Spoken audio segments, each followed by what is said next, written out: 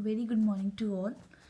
We have on page number 342 the article number 10th to find the moment of inertia of a solid cone about axis through its vertex. अब किसी भी cone की या किसी भी figure की अगर हमने मोमेंट ऑफ इनर्शिया फाइंड करना है तो फर्स्ट स्टेप हमारा क्या होता है, उस फिगर में से छोटा सा एलिमेंट उठाओ, उसका मास वगैरह वॉल्यूम एक्सेट्रा जो भी है, एरिया है, वॉल्यूम है, 3D फिगर होगी तो वॉल्यूम होगा, 2D फिगर होगी तो वो एरिया होगा। ठीक है, तो उस हिसाब से हम लोग क्या करते हैं, moment of inertia of small element हम फाइंड करते हैं। देन उसी से हमारे पास जो है इंटीग्रेशन लगाकर मोमेंट ऑफ इनर्शिया आ जाता है पूरी बॉडी का। तो अब हम फाइंड करेंगे moment of inertia of solid cone about axis through it's vertex से ओ। ठीक है, तो प्रूफ देखो, कंसिडर अ सॉलिड कोन, ये हमने एक कोन कंसिडर कर लिया जिसका वर्टेक्स है हमारा पॉइंट ओ। ठीक है, बेस है उसका ए और पूरी उसकी जो हाइट है वो कितनी है हमारी, एच है। ठीक है, सो एक छोटा सा हमने एलिमेंट उठाया से दिस, उसकी थिकनेस कितनी है से डेल्टा जेड। तो यहाँ से सी पॉइंट से ओ तक का डिस्टेंस जो है वो है जेड और उसकी जो थिकनेस थी वो ले ली हमने डेल्टा जेड। पूरा रेडियस हमारा ए है तो इतना सा रेडियस कितना बचेगा, ये लेट किया हमने आर, लेट कर लिया कैपिटल एम बिना मास ऑफ द कोन। पूरे कोन का जो मास है वो एम है। ठीक है, मास पर यूनिट वॉल्यूम, मास अब देखो हमारी फिगर कौन सी है, एक कोन है तो कोन का वॉल्यूम क्या होता है 1/3 volume of cone, that is 1/3 pi are square h. तो यहाँ पे मास पर यूनिट वॉल्यूम क्या बच जाएगा, मास डिवाइड बाय ये सारा volume 1/3 pi are square h, और हमारा आर कितना है ए, तो यहाँ पे ए आ जाएगा। क्लियर है। Next step, now volume of small element, ये है हमारा एक स्मॉल एलिमेंट जिसका रेडियस है आर, थिकनेस कितनी है डेल्टा जेड है। अब वॉल्यूम ऑफ स्मॉल एलिमेंट में देखो, ये स्मॉल सा एलिमेंट जो हमने कंसिडर किया है किसकी शेप का है, this is a shape of disc. So volume of ellipsoid when disc method is taken, क्या होता है वो formula, this is pi are square d x. तो ये फॉर्मूला किसका होता है, this is the volume of disc, या फिर आप लिख सकते हो वॉल्यूम ऑफ एलिप्सॉइड साथ में disc when disc is taken. ठीक है, so mass of small element क्या बन जाएगा, मास कैपिटल एम, इसका जो फॉर्मूला होता है वो क्या होता है, mass of small element is equals to mass पर यूनिट वॉल्यूम, यहाँ पे पर लिख लो, मास पर unit volume into volume of small element. ठीक है, तो हमारे पास मास ऑफ स्मॉल एलिमेंट क्या होता है, मास पर unit volume into volume of small element. तो वो क्या बन जाएगा, मास पर यूनिट वॉल्यूम मेरा कितना है, mass by pi pi A square H into pi are square delta Z. यहाँ पे डी एक्स की जगह हमारी थिकनेस कितनी थी, डेल्टा जेड थी, तो यहाँ पे भी डेल्टा जेड आएगा। क्लियर है। इसको जब सॉल्व करोगे क्या बन जाएगा, 3m r² by a square H into delta Z.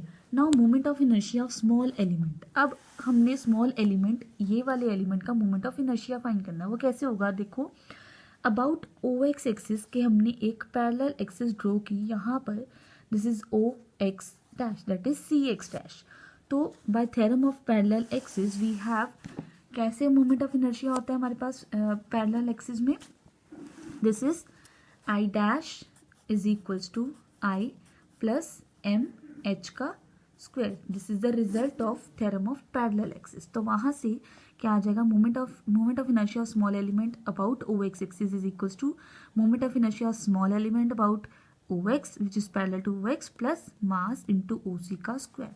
तो वहाँ से वैल्यूज को सब्स्टिट्यूट करो। अब moment of inertia of small element parallel to O X axis वो क्या होता है, this is M A square by 4। हमारा मोमेंट ऑफ इनर्शिया क्या होगा, एम ए स्क्वायर बाय 4। ये कौन सा मोमेंट ऑफ इनर्शिया होता है, this is the moment of inertia of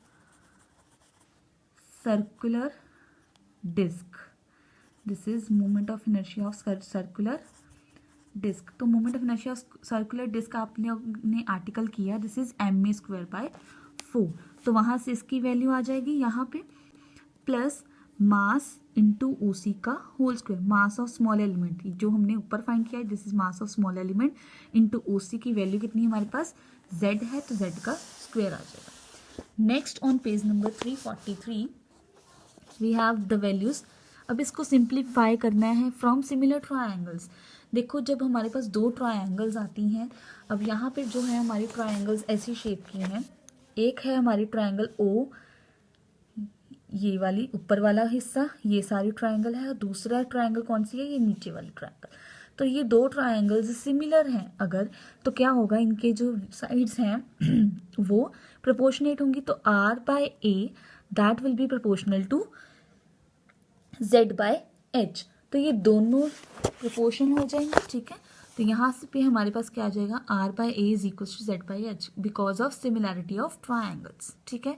यहाँ पे साइड्स क्या हो जाएंगी, प्रोपोर्शनेट हो जाएंगी। वहाँ से r की वैल्यू आ जाएगी a z बाई h, तो यहाँ पे वैल्यूज को सब्स्टिट्यूट करो, r की वैल्यू को a z बाई h को सब्स्टिट्यूट कर दो। इस सबको जब सॉल्व करोगे आपके पास ये टर्म बचेगी, this is moment of inertia of small element about o x axis. अब हमने फाइंड करना moment of inertia of body. Small element आ गया, बॉडी कैसे आएगी, बाय टेकिंग समेशन। तो समेशन जब लगा दोगे सारे के साथ तो वो एक बॉडी का मोमेंट ऑफ इनर्शिया देगा हमारे पास, ठीक है। Now replace summation bye integration, क्योंकि पूरी हाइट उसकी कितनी है, h है। पूरी हाइट h होने का मतलब क्या है, उसकी जो लिमिट ऑफ इंटीग्रेशन होगी, स्टार्ट 0 होगा तो एंड कहाँ पे होगा, h पे। सिंपल इंटीग्रेशन करनी है जैसे भी आप करते हो, z की पावर 5 होगी divide by 5, 0 to h limit है, तो ये हमारा आ गया a। Similarly we can find b, क्योंकि moment of inertia of circular disc, moment of inertia of circular disc वो क्या होता है, this is ma square by 4। चाहे वो a हो चाहे वो b हो, दोनों सेम रहते हैं, तो b भी हमारे पास सेम आ जाएगा, ठीक है। Next we have c। अब moment of inertia of circular disc about z axis, क्योंकि moment of inertia about a क्या होता है, ma स्क्वायर बाय 4, b क्या होता है, ma स्क्वायर बाय 4, तो moment of inertia of circular disc that is c क्या होगा, a प्लस बी होगा हमारे पास। तो a प्लस बी जब इसको दो बार ऐड करोगे बन जाएगा 2ma स्क्वायर बाय 4, यहाँ पे बचेगा सिर्फ ma स्क्वायर बाय 2, तो ये वाला रिजल्ट वहाँ से आया, ठीक है। तो c is equals to a plus b, तो वहाँ से 1/2 ma का स्क्वायर बन जाएगा। नेक्स्ट है,